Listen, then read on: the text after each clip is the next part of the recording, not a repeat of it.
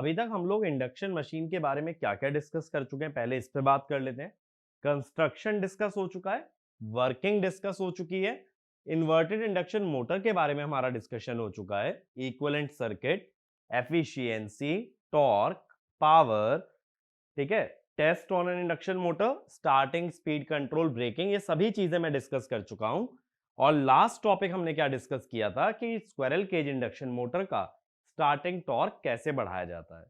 अब जैसा कि मैंने उस लेक्चर के अंदर बोला भी था, हम लोग अब क्या करने वाले हैं, हम लोग बात करेंगे कि हार्मोनिक्स का इंपैक्ट इंडक्शन मोटर पे कैसे देखा जाता है। हार्मोनिक्स मैं आपसे पहले ही डिस्कस कर चुका हूं एक बार में जब हमने हार्मोनिक्स डिस्कस किए थे सिंक्रोनस के अंदर, तब मैंने आपको कवर करवाया था harmonics in AC machine. AC machine में आपका इंडक्शन भी आ जाता है और सिंक्रोनस भी। तो हार्मोनिक्स से सबसे पहला फिनोमिना इंडक्शन के अंदर क्या पढ़ते हैं, that is called as crawling. ठीक है, सबसे पहली बात, क्रॉलिंग एक ऐसा फिनोमिना है जो कि देखा जाता है due to presence of space harmonic. मैंने बताया था स्पेस हार्मोनिक्स क्या होते हैं, जब कभी एयर गैप के अंदर फ्लक्स का डिस्ट्रीब्यूशन नॉन साइनोसॉइडल होता है, तब उस फ्लक्स या फ्लक्स डेंसिटी को हम लोग फोरियर सीरीज की टर्म्स में एक्सप्रेस करते हैं, and those harmonics are called as space harmonic. तो इसमें लिखना, crawling is a phenomena which is observed due to presence of space harmonics in an induction motor. Next point, space harmonics are generated due to non-sinusoidal distribution of flux density inside the air gap. ठीक है, अब space harmonics जो हमने पढ़े थे उसके दो order होते हैं। स्पेस हार्मोनिक्स, इसके दो ऑर्डर के हमने हार्मोनिक देखे थे, 6K प्लस माइनस 1। इसमें मैंने ये भी आप लोगों को समझाया था कि जो 6K प्लस 1 वाले हार्मोनिक्स होते हैं, these are positive sequence harmonics, these are positive sequence harmonics. और जो 6K माइनस 1 वाले होते हैं, these are negative sequence harmonics. ठीक है, ये बात क्लियर हुई। ये चीज हम ऑलरेडी डिस्कस कर चुके हैं। पॉजिटिव सीक्वेंस से क्या इंपैक्ट होता है मैंने ये भी समझाया था कि इससे बनने वाली मैग्नेटिक फील्ड फंडामेंटल की सेम डायरेक्शन में रोटेट करती है, और नेगेटिव सीक्वेंस से बनने वाली फंडामेंटल से अपोजिट डायरेक्शन में रोटेट करती है। और मैंने ये भी डिराइव करवाया था speed of rotating magnetic field. Speed of rotating magnetic field हमने कैसे निकाला था, मैंने बताया था इंडक्शन मोटर के अंदर क्या होता है कि फ्रीक्वेंसी सोर्स की वजह से फिक्स रहती है, लेकिन स्पेस हार्मोनिक्स क्या करते हैं, नंबर ऑफ पोल्स को चेंज कर देते हैं। तो हम यहां लिख लेते हैं 120F by NP which is NS by N। तो 6K प्लस 1 वालों के लिए हो जाती है NS बाय 6K प्लस 1, और 6K माइनस 1 वालों के लिए NS बाय 6K माइनस 1। ठीक है, तो ये वाला पॉइंट भी लिखना। In an induction motor the frequency is fixed due to an AC source connected at the stator winding, but due to space harmonics the number of poles will change, which changes the speed of rotating magnetic field। ठीक है, तो rotating magnetic field की speed जो आती है that is NS divided by order of harmonic. ठीक है, अब क्या होता है देखो, 6K माइनस 1 वाले जो हार्मोनिक्स हैं इसकी मैग्नेटिक फील्ड उल्टा घूम रही है, तो ये जो टॉर्क भी लगाएगी that will be opposite to the torque of the fundamental. Induction motor में हमने हमेशा एक प्रिंसिपल पढ़ा है कि टॉर्क हमेशा मैग्नेटिक फील्ड की डायरेक्शन में अप्लाई होता है। जिस डायरेक्शन में मैग्नेटिक फील्ड घूमती है उसी डायरेक्शन में रोटर भी घूमना चाहता है। तो इसीलिए 6k-1 वालों का टॉर्क फंडामेंटल से हमेशा ऑपोजिट होगा। तो इसमें लिखना, since the 6k-1 harmonics are negative sequence, their magnetic field rotates in a direction opposite to the fundamental, and hence it applies a torque which is in opposite direction to the fundamental। ठीक है, तो इसके torque की direction भी reverse होती है। अब देखो क्या होता है जब टॉर्क स्लिप कैरेक्टरिस्टिक्स की बात आती है,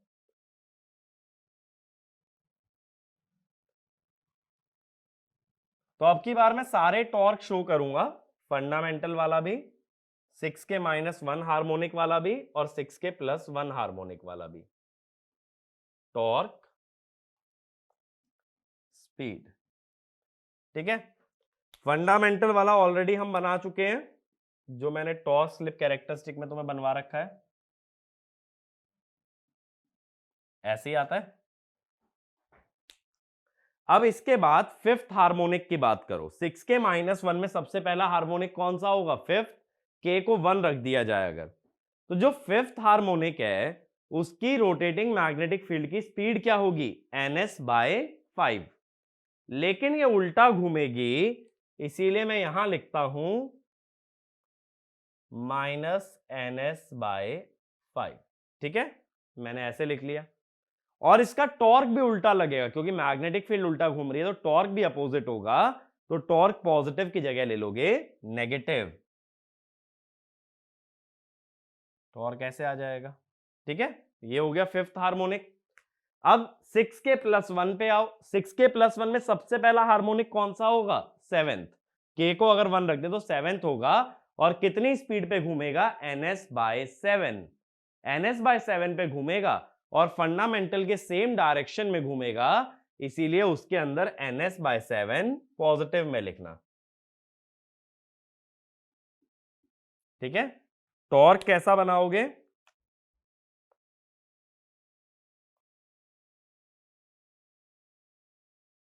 इस टाइप से बन जाएगा।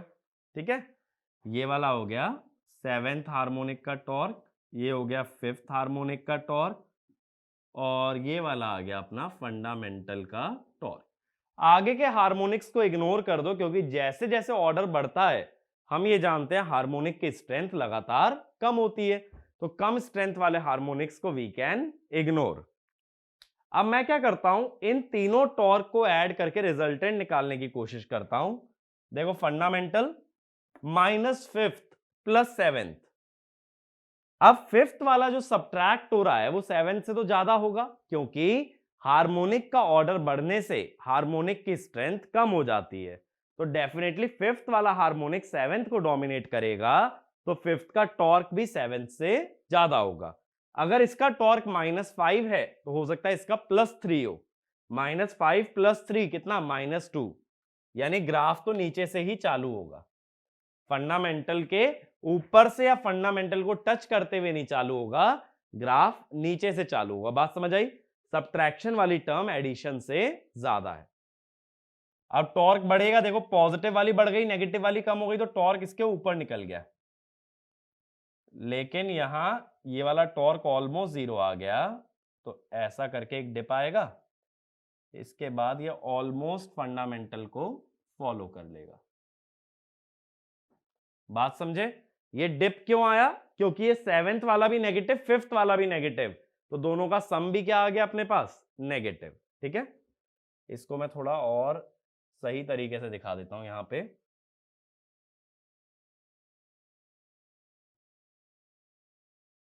इस टाइप से चला जाएगा। ठीक है, अब क्या होता है कि जब हमें अगर ऑपरेटिंग पॉइंट चाहिए होता है, ऑपरेटिंग पॉइंट कैसे मिलता है? By taking intersection of motor torque and the load torque. ये जो रेड वाला कर्व है ये क्या बता रहा है? ये टोटल टॉर्क बता रहा है। जब ये लोड टॉर्क से इंटरसेक्ट करेगा,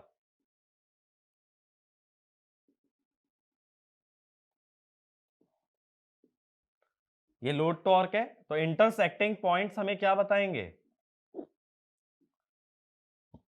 पॉसिबल ऑपरेटिंग पॉइंट्स बताएंगे। तो 4 ऑपरेटिंग पॉइंट्स पॉसिबल है, ए बी सी और डी। अब इनमें से स्टेबल ऑपरेटिंग पॉइंट कौन से हैं हमें ये देखना है। तो हमने स्टेबिलिटी वाला टॉपिक कवर किया था। मैंने कंडीशन क्या बताई थी? फॉर स्टेबल ऑपरेशन मैंने एक डायरेक्ट कंडीशन भी लिखवाई थी, एक स्पीड फ्लक्चुएशन से मेथड बताया था, that dTL by dN should be greater than dTE by dN। ठीक है, लोड टॉर्क का स्लोप मोटर के टॉर्क से ज्यादा होना चाहिए। अब इस पर्टिकुलर केस में जहां मैंने लोड टॉर्क कांस्टेंट ले रखा है, इफ TL इज कांस्टेंट तो dTL by dN इज 0। तो हमारी स्टेबिलिटी की कंडीशन क्या होगी? That dTE by dN is less than 0। यानी मोटर के टॉर्क का स्लोप नेगेटिव आएगा तभी मोटर हमारी स्टेबल होगी। अब देखो ए वाले पॉइंट पे ये स्लोप पॉजिटिव है तो स्टेबल नहीं हुआ, बी वाले पे नेगेटिव है स्टेबल हुआ, सी वाले पे इंक्रीजिंग कर्व है फिर पॉजिटिव है अनस्टेबल, डी वाले पे डिक्रीजिंग कर्व है फिर से नेगेटिव है। तो हमें क्या देखना है? स्लोप नेगेटिव होना चाहिए। स्लोप नेगेटिव का मतलब डिक्रीजिंग कर्व। तो बी और डी पे ग्राफ डिक्रीजिंग है तो वो दोनों स्टेबल हैं, ए और सी पे ग्राफ इंक्रीजिंग है तो वो दोनों अनस्टेबल हैं। तो हम कहते हैं B and D are stable operating point. तो मोटर इन दोनों पॉइंट्स पे ऑपरेट कर सकती है। लेकिन अब एक चीज सोचो, अगर ये बी पॉइंट पे ऑपरेट करेगी तो बी वाले की जो स्पीड है that is approximately ns by 7। अगर ध्यान से देखोगे बी की स्पीड है ns by 7 which is much less than ns। तो अगर ये मोटर बी पे ऑपरेट करने लगी तो बहुत ही कम स्पीड पे घूमेगी। इस फिनोमिना को कहते हैं क्रॉलिंग। क्रॉल करना माने रेंगना अगर हिंदी में बात करें, और रेंगने का मतलब होता है जो बहुत ही ज्यादा स्लो मूविंग होता है। तो यही चीज हम कह रहे हैं, अगर मोटर ns बाय 7 पे घूमी, इतनी कम स्पीड पे घूमने को कहा जाएगा क्रॉलिंग। तो इसमें लिखना, since the motor has a stable operating point near the speed ns by 7, so it may happen that the motor rotates at a speed ns by 7 which is much less than ns, so it rotates at a low speed and this phenomena is called as crawling। ठीक है, और ये जो dip वाला reason बनता है graph के अंदर इसे बोलते हैं सैडल रीजन। ठीक है, सैडल तो पता है ना, जो घोड़े के ऊपर सीट लगती है उसे सैडल कहते हैं, उसी की शेप का रीजन बन रहा है इसीलिए सैडल रीजन। ठीक है, आइडियली मोटर को स्टेबल ऑपरेटिंग रीजन में काम करना चाहिए था। हम ये वाला रीजन कहते हैं ना, ऑपरेटिंग रीजन ये होना चाहिए 0 स्लिप से लेके मैक्सिमम स्लिप तक। तो इस रीजन में करना चाहिए था, तो जाना कहां चाहिए था? डी। लेकिन जब बी वाला पॉइंट भी स्टेबल है तो ऐसा हो सकता है मोटर बी पे ही घूमने लगे बट वहां स्पीड कम रहेगी। चलो भाई, स्पीड कम रहेगी, दिक्कत वाली बात क्या है? अब दिक्कत की बात कर लेते हैं।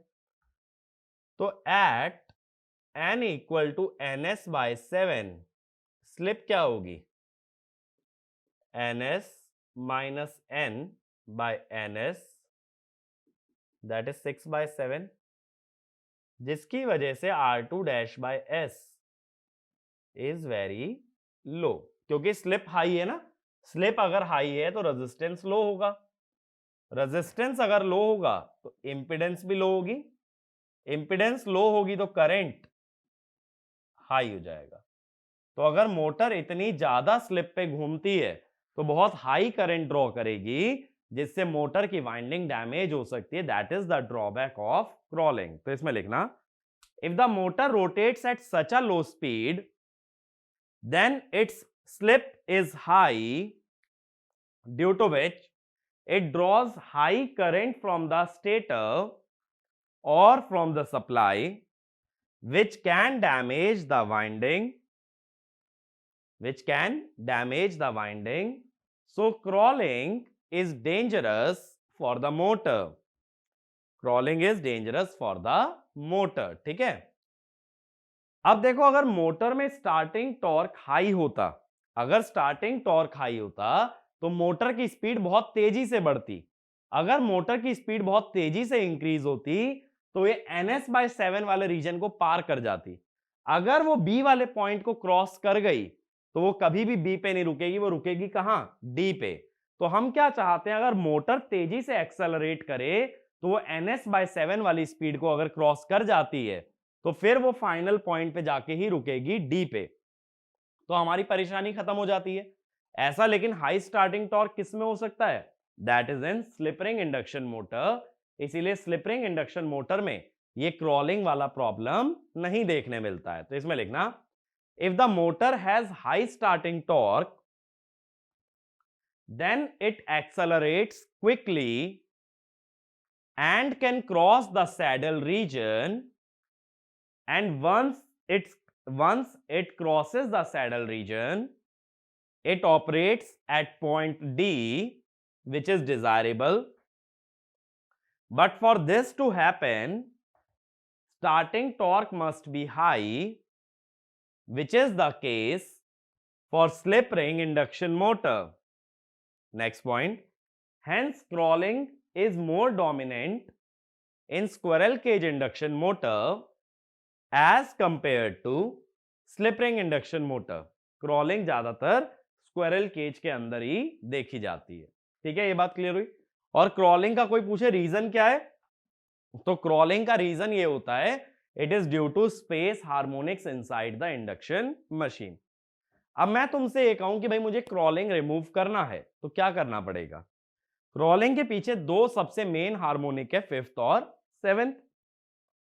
किसी भी तरह से अगर फिफ्थ और सेवेंथ हार्मोनिक एलिमिनेट कर लो तो क्रॉलिंग एलिमिनेट की जा सकती है। फिफ्थ और सेवेंथ हार्मोनिक एलिमिनेट कैसे कर सकते हो? शॉर्ट पिचिंग, डिस्ट्रीब्यूटेड वाइंडिंग, इसके अलावा स्क्यूइंग ऑफ द स्लॉट्स, इन सभी चीजों से तुम हार्मोनिक्स को एलिमिनेट कर सकते हो। तो इसमें लिखना, in order to eliminate crawling we need to eliminate fifth and seventh space harmonic, which can be done by means of short pitching, comma distributed winding, comma skewing of slots। ठीक है, ये तो हमने पढ़ा था ना, हार्मोनिक एलिमिनेशन के तरीके हम सिंक्रोनस में ऑलरेडी पढ़ चुके हैं, तो दोबारा मैं उसके अंदर नहीं जा रहा हूं। ये बात क्लियर हो रही है कि किस तरीके से हार्मोनिक्स हम लोग रिमूव कर सकते हैं।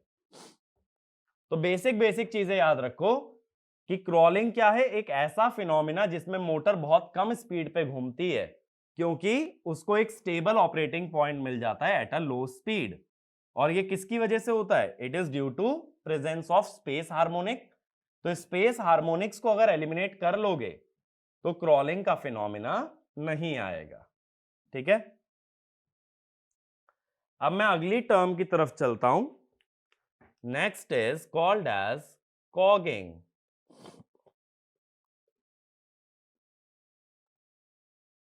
ठीक है, अब कॉगिंग क्या होता है?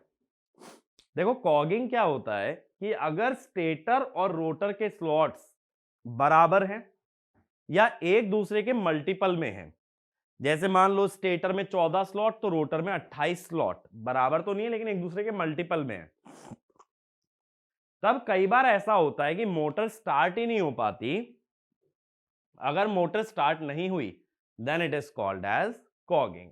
तो इसमें लिखना, if the stator and the rotor slots are equal or they are integral multiples of each other, then sometimes motor may fail to start and such a phenomena is called as cogging।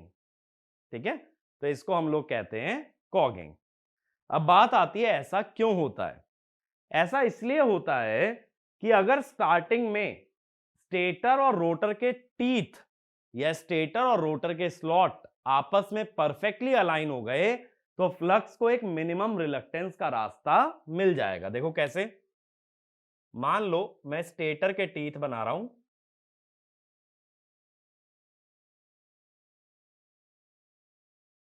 इस तरह से बना दिए। अब मान लो इसी तरीके से रोटर के टीथ आ जाए, इक्वल वाला कंडीशन ले रहा हूं, यानी परफेक्ट अलाइनमेंट अगर मिल गया। हम क्या जानते हैं कि जो कंडक्टर होता है वो स्लॉट में रखा जाता है, जैसे मान लो इस टाइप से, और सपोज ये ऐसे कंडक्टर स्लॉट में रखा जाता है, लेकिन मैग्नेटिक फील्ड कहां से निकलती है? टीथ से। जैसे देखो क्रॉस है तो क्लॉकवाइज बनेगी ना,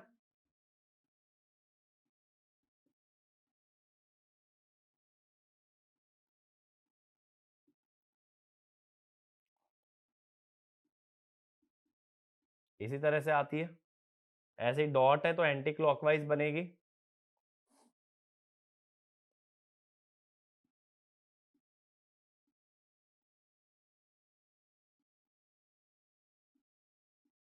इस तरह से बन जाएगी।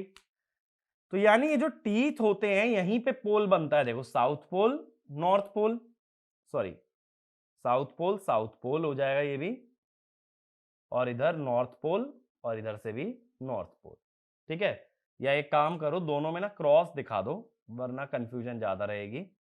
क्रॉस रहेगा तो ये ऐसे आएगा।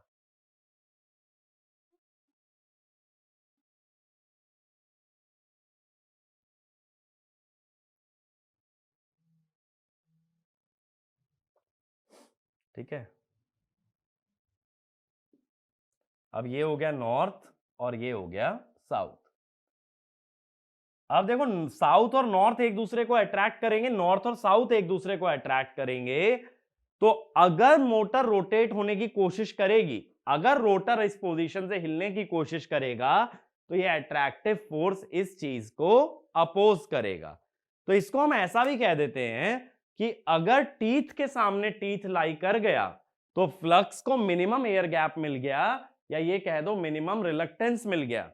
अब अगर तुम रोटर को हिलाने की कोशिश करोगे तो तुम उसके रिलक्टेंस को बढ़ाने की कोशिश कर रहे हो। अगर रिलक्टेंस बढ़ाने की कोशिश करोगे तो फ्लक्स को हमेशा चाहिए होता है मिनिमम रिलक्टेंस, तो वो इस फिनोमिना को अपोज करेगा, और जो टॉर्क पैदा होगा that is called as reluctance torque. Synchronous machine में भी तो यही था, आर्मेचर का फ्लक्स हमेशा मिनिमम एयर गैप या डी एक्सिस पे लाई करने की कोशिश करता है, इस कारण से जो रोटर पे टॉर्क लगता है that is reluctance torque. Same चीज मैं यहां कह रहा हूं कि फ्लक्स को मिनिमम रिलक्टेंस चाहिए, शुरू में ही मिनिमम रिलक्टेंस मिल गई, शुरू में ही मिल गई, तो अब किसी भी तरफ रोटेट करोगे रिलक्टेंस बढ़नी ही है, और फ्लक्स उस चीज को हमेशा अपोज करेगा।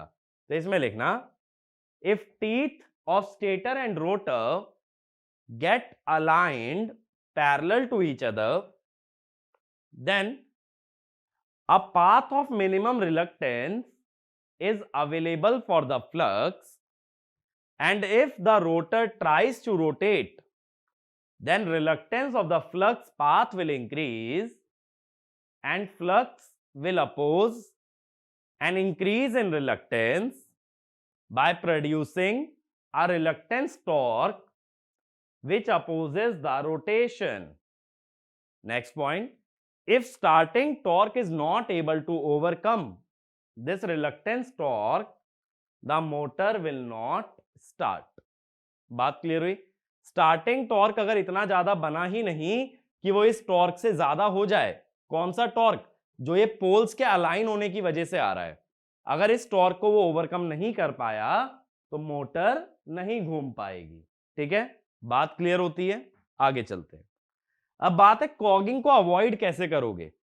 एक तरीका सिंपल कि स्टेटर और रोटर के स्लॉट एक दूसरे के मल्टीपल ना हो, तब तो ये ऐसा कभी होगा ही नहीं, मिनिमम रिलक्टेंस वाला केस। दूसरा, अगर इंटीग्रल मल्टीपल भी हैं तो भी परफेक्ट अलाइनमेंट ना आए, वो कैसे हो सकता है कि स्टेटर और रोटर के जो स्लॉट हैं उनको एकदम सीधा बनाने की जगह उनको टिल्ट कर दो, या क्या कर दो, उनको स्क्यू कर दो। स्क्यू कर दोगे तो कभी भी परफेक्ट अलाइनमेंट नहीं मिल पाएगा। भाई दो टीथ जब पैरेलल आएंगे तभी तो परफेक्ट अलाइनमेंट होगा, एक टीथ को अगर स्क्यू कर दिया तो perfect alignment can not be obtain. तो इसमें लिखना, to avoid cogging we must avoid stator and rotor slots being multiple of each other, and even if they are multiple of each other, the slots must be skewed in order to avoid proper alignment। ठीक है, अब हमें क्या पता है, किसी भी conductor पे फोर्स कितना लगता है, आई डीएल क्रॉस बी, इतना ही लगता है। अब अगर ये जो डीएल है ये परपेंडिकुलर होता है बी के, तो फोर्स होता है मैक्सिमम। अगर DL vector at an angle आ जाए बी के, at an angle to B, force is less than maximum, क्योंकि क्रॉस प्रोडक्ट में साइन थीटा आता है ना, तो मैं कह रहा हूं जब दोनों में 90 डिग्री का एंगल होगा तो फोर्स मैक्सिमम बनेगा साइन 91। अगर कुछ और एंगल होगा तो फोर्स मैक्सिमम नहीं बन पाएगा।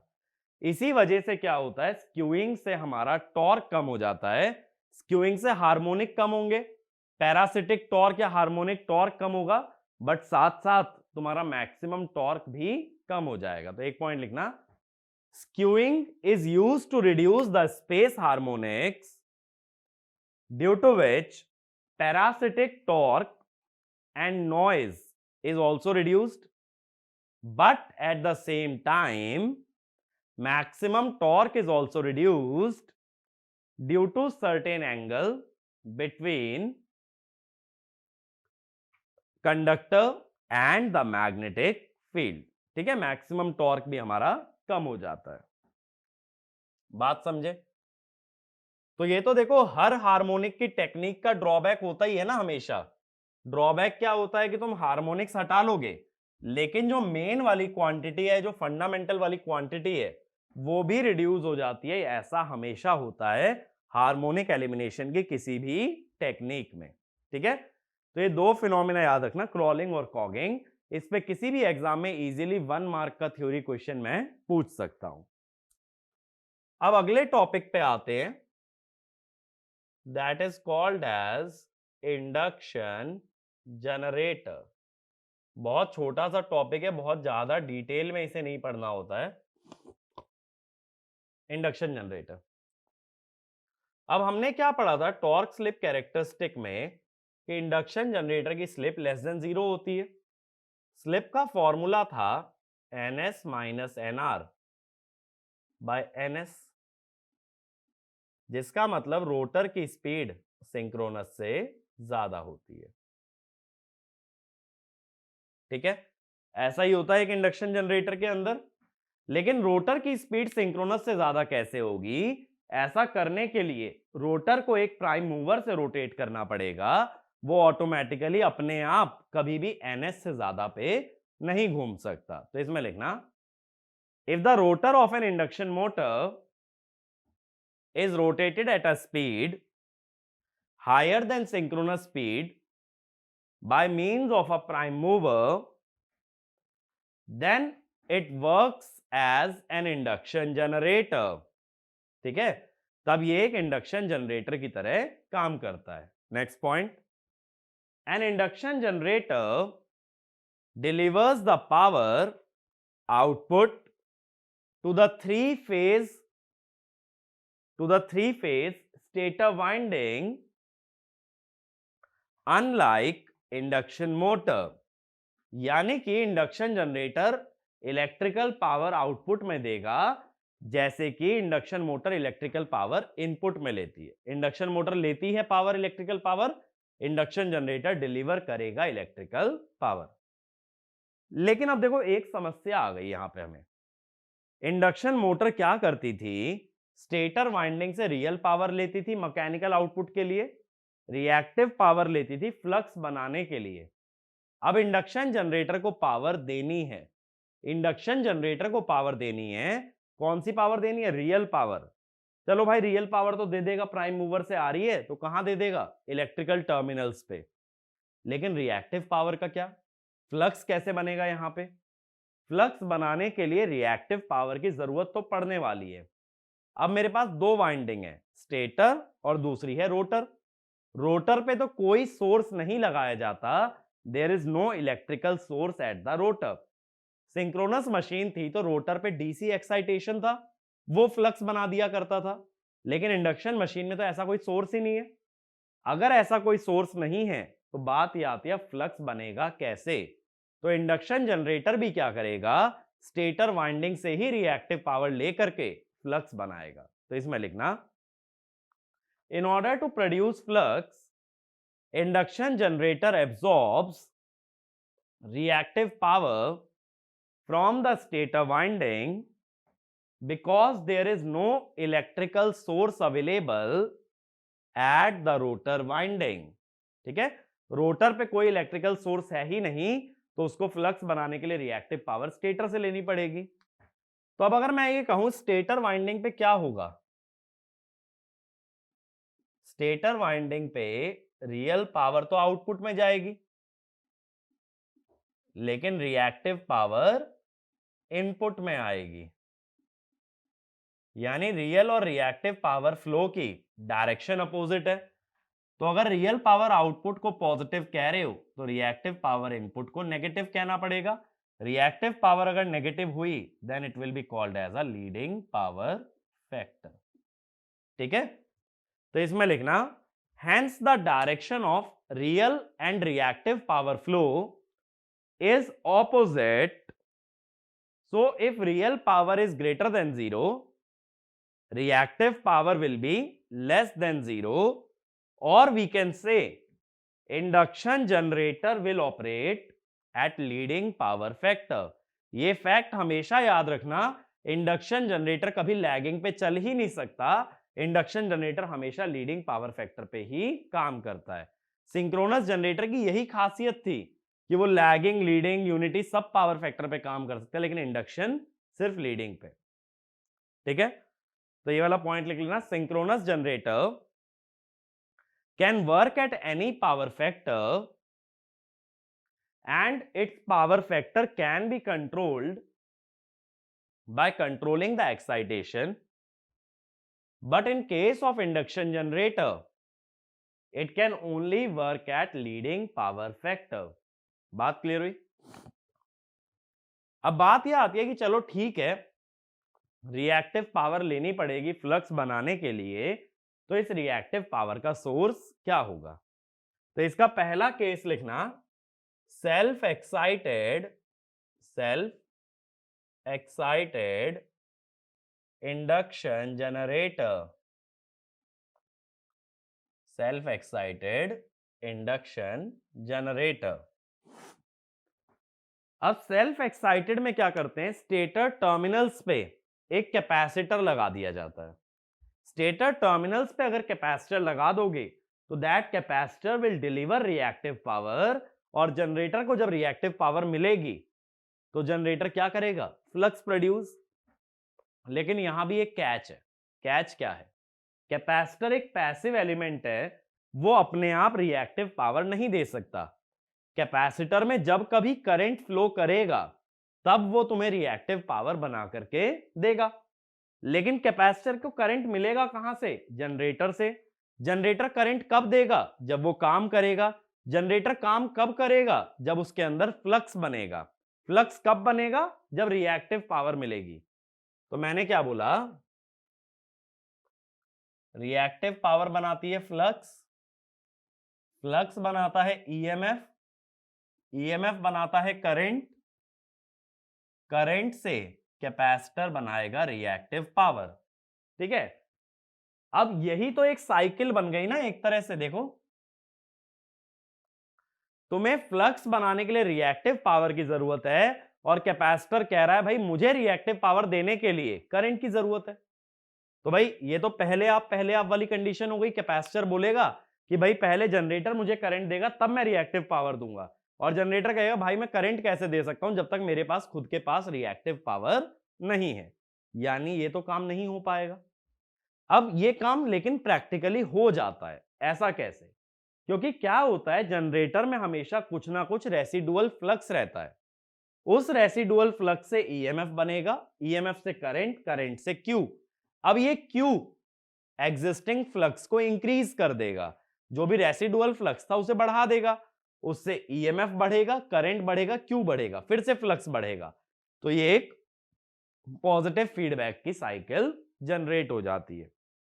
तो इसमें लिखना, capacitor requires current from the generator in order to produce reactive power, but generator can only deliver current if there is flux inside the generator, and to produce flux generator needs reactive power, so this process cannot be started.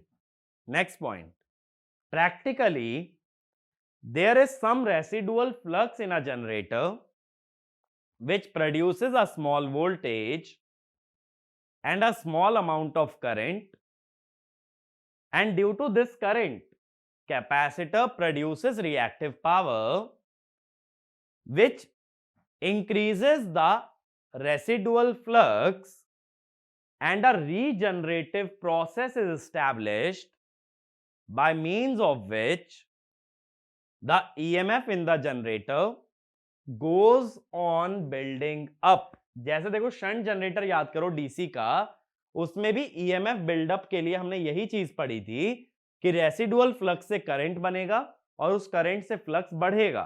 ऐसे ही लगातार करते करते flux बढ़ता जाता है, EMF बढ़ता जाता है। सेम चीज इंडक्शन जनरेटर के अंदर हो रही है जो कि सेल्फ एक्साइटेड है। ठीक है, ये बात क्लियर हुई। दूसरी कैटेगरी होती है एक्सटर्नली एक्साइटेड।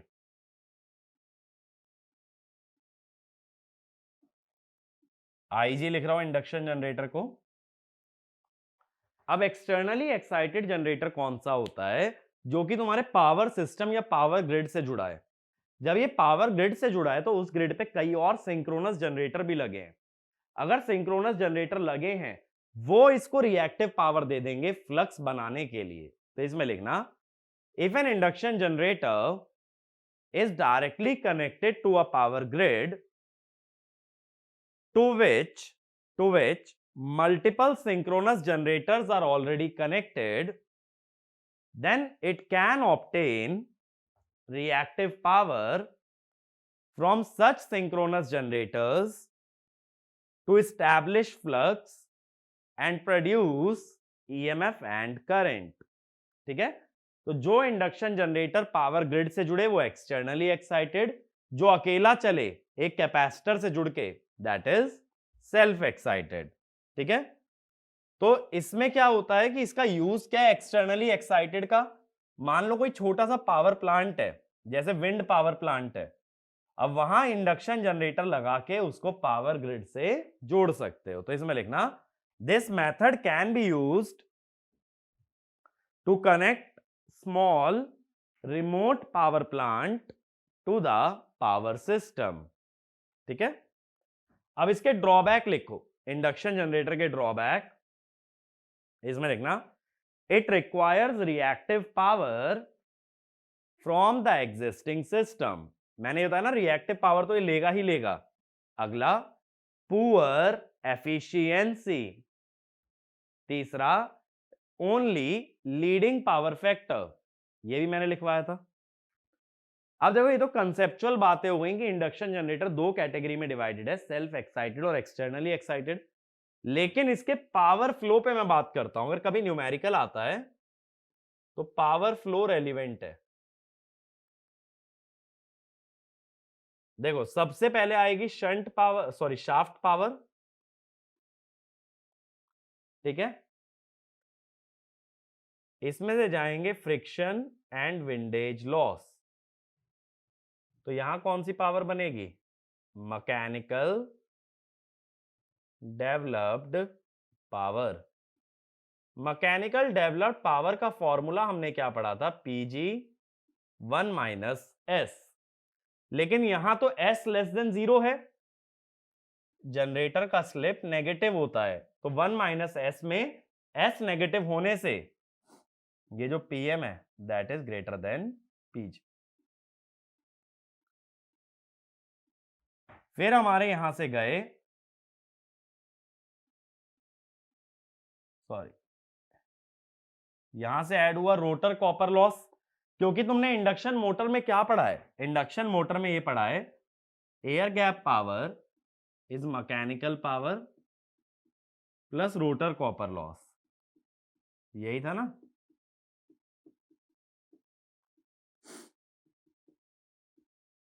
तो ये रोटर कॉपर लॉस कितना होता है, एसपीजी होता है।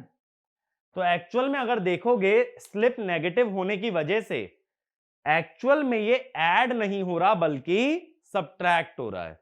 तो चाहो तो ऐसे दिखा देना, एरो नीचे की तरफ और मॉड लगा देना, ठीक है। स्लिप नेगेटिव है तो ये ऐड नहीं, ये सब्ट्रैक्ट होगा। बची हुई पावर होगी एयर गैप पावर। अब ये एयर गैप पावर स्टेटर से रोटर नहीं आ रही होगी, ये जा रही होगी रोटर से स्टेटर, क्योंकि तुमने प्राइम मूवर रोटर पे लगा रखा है, वही सारी पावर सप्लाई करेगा। तो पावर जाएगी रोटर से स्टेटर। अब यहां से निकल जाएंगे स्टेटर के कॉपर लॉस, यहां से निकल जाएंगे स्टेटर के कोर लॉस, और बचेगी कौन सी पावर, इलेक्ट्रिकल पावर, ठीक है। तो इसमें लिखना, in an induction generator air gap power flows from rotor to stator via air gap, ठीक है। स्टेटर से रोटर नहीं जाती बल्कि रोटर से स्टेटर जाती है, ये बात क्लियर है।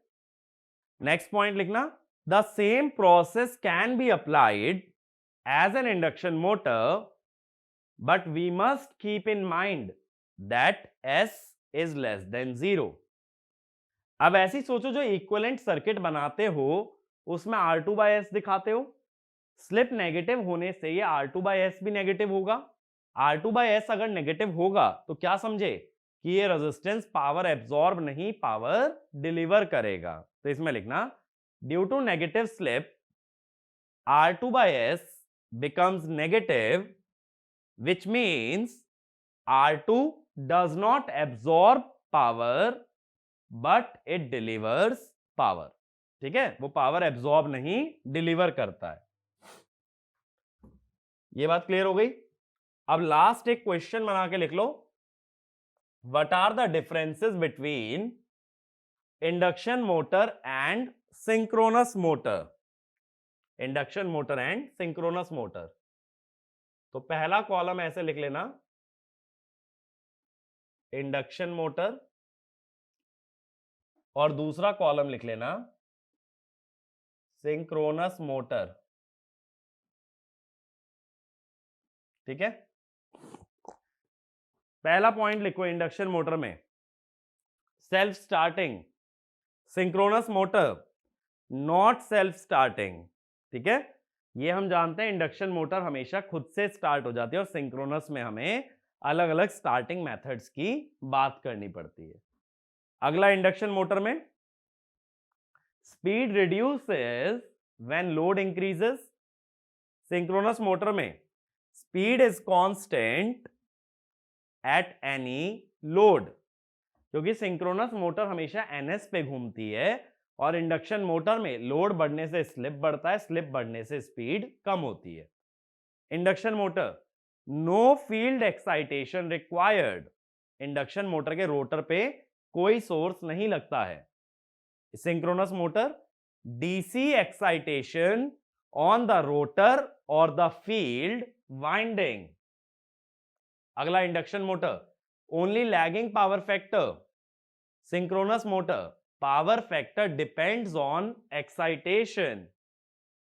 Induction motor, speed control is possible, हमने स्पीड कंट्रोल के मेथड देखे हैं। Synchronous, speed is constant. Induction motor can only supply mechanical load, synchronous motor can supply mechanical load and improve power factor. Induction motor, torque proportional to V square, synchronous motor torque proportional to V, ठीक है। क्योंकि synchronous का torque कैसे आता है, power by speed, power होती है EF VT bye access sine delta, तो वहां वो V के प्रोपोर्शनल है, ना कि V के स्क्वायर के, ठीक है। अगला, फॉर स्पीड, इंडक्शन मोटर में लिखना, for speed above 500 RPM and power below 120 kilowatt it is cheaper than synchronous motor, ठीक है। अगर स्पीड 500 आरपीएम से ज्यादा लो और पावर 120 किलोवाट से कम लो तो इंडक्शन मोटर सस्ती पड़ती है, ठीक है। और सिंक्रोनस मोटर में लिख लेना वाइस वर्सा, जस्ट इसका उल्टा। भाई जहां ये सस्ती पड़ रही है वहां सिंक्रोनस महंगी होगी, और जहां ये महंगी पड़ेगी वहां सिंक्रोनस सस्ती पड़ेगी, ठीक है। तो ये सारी बातें तुम्हें पता होनी चाहिए इंडक्शन और सिंक्रोनस के डिफरेंस में। और ये पावर फ्लो डायग्राम अगर कभी कोई न्यूमेरिकल आ जाए इंडक्शन जनरेटर पे गलती से भी, तो ये ध्यान रखना इंडक्शन मोटर की तरह ही सॉल्व करना है, बट स्लिप नेगेटिव हो जाती है, ठीक है। इसीलिए mechanical power air gap power से ज्यादा होती है। रोटर के कॉपर लॉस जो ऐड हो रहे थे वो ऑटोमेटिकली सब्ट्रैक्ट हो जाएंगे, तब मिलेगी एयर गैप पावर, ठीक है। बाकी तो स्टेटर के लॉस घटा लोगे तो आउटपुट पावर मिल जाएगी। और कॉगिंग क्रॉलिंग ऐसे फिनोमिना है जो कि कंसेप्चुअली याद रखने हैं, थ्योरी क्वेश्चन गेट या किसी भी एग्जाम के अंदर पूछा जा सकता है, ठीक है। तो इस टॉपिक को हम लोग यहीं पे वाइंड अप करते हैं। आगे हम बात करेंगे इंडक्शन मोटर की एक और कैटेगरी की, that is single phase induction motor, but वो बातें नेक्स्ट वीडियो में। Thank you.